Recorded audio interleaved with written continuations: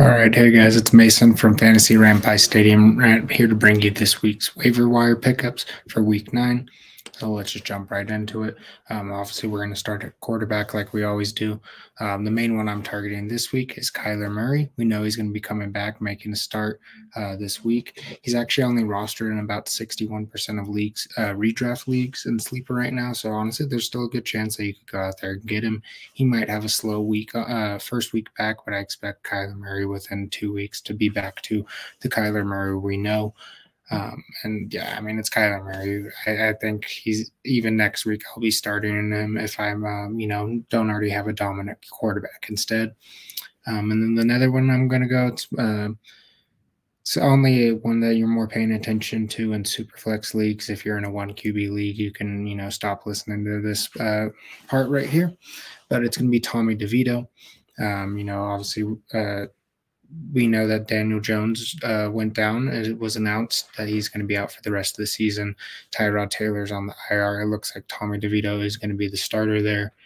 I mean, it's worth a shot. I don't even know if I'd start him at the super flex position, maybe even throw a receiver in there. But, if you're in a super flex league, definitely still worth a shot.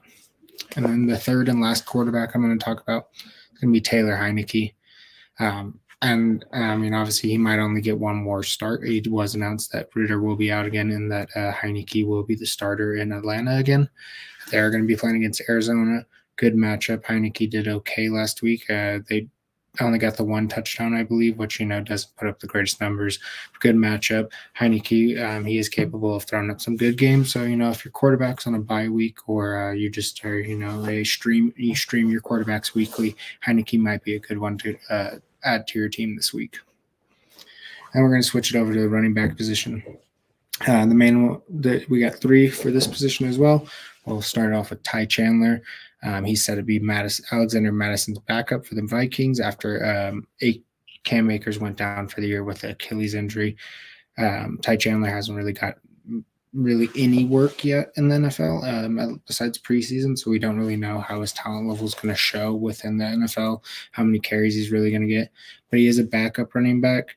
That's always had some value with a lot of unknown when that Madison already isn't the most overpowering running back. So Chandler comes in, does all right. He might, feed into the snap share.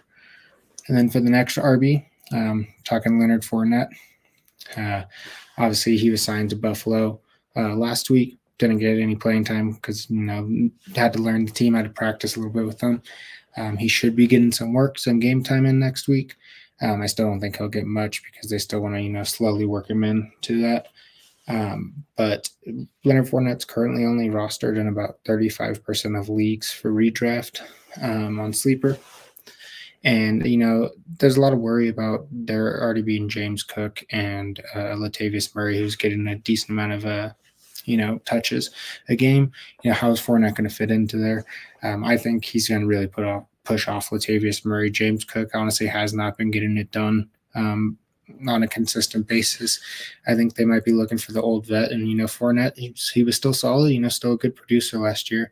Maybe give it another week or two. Fournette could be worth a start in your lineup, but he's definitely worth a stash right now.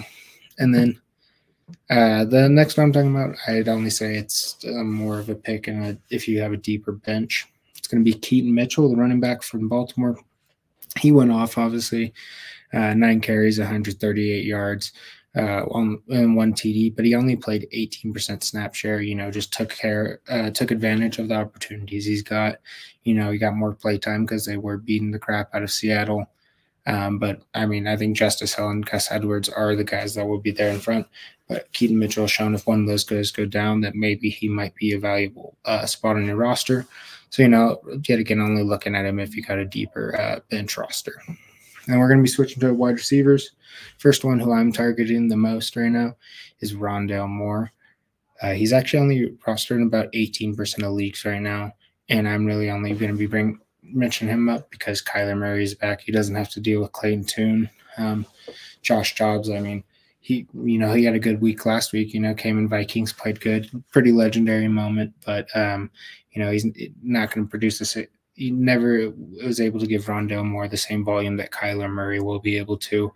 We've seen Rondale Moore have some great games with Kyler Murray. So I think, just especially with how low he's rostered, he's not even on a lot of trending lists right now. I think Rondale Moore is someone you could get for pretty relevantly easy off the waiver wire.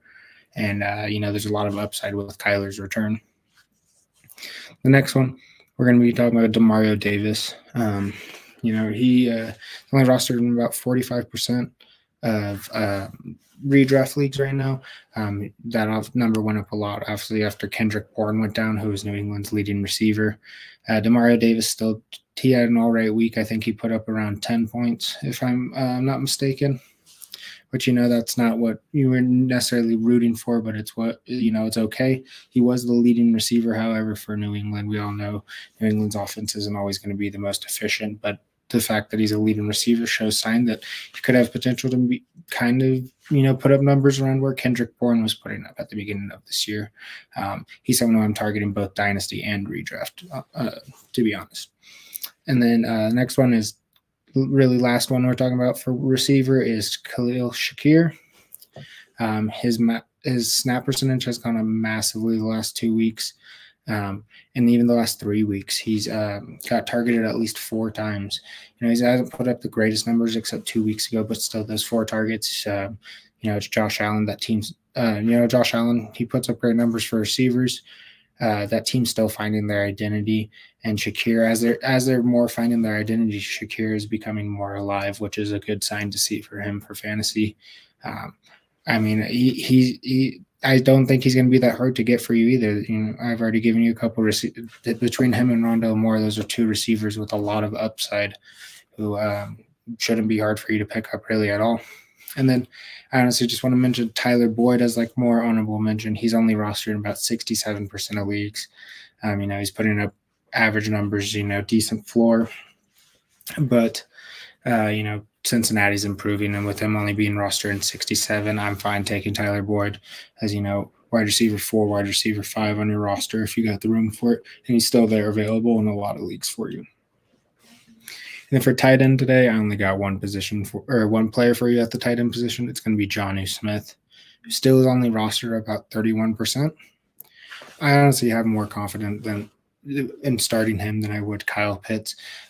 Falcons seem to like Jonnu Smith a lot. They're even using him in certain trick plays, this kind of stuff that we all thought Kyle Pitts is the perfect player for. It seems that Jonnu Smith is really the tight end 1 there. He's put up some great numbers. I believe he's tight end 11 or 12 right now throughout the season. I think at this point it's hard to argue, he shouldn't be available on any roster. He should be a backup on at least every league if he's not starting for your team. I'm honestly liking starting Jonnu Smith for the rest of the season going forward. But yeah, just like I said, just one for the tight end position. That's going to wrap it up for hope you enjoyed. Leave a like and a subscribe if you did. Catch us on our next show on 8 p.m. Eastern time. Every Wednesday, 8 p.m. Eastern time every Wednesday night. Catch our fantasy talk show host of Fantasy Rant. Thank you for watching. Have a good one.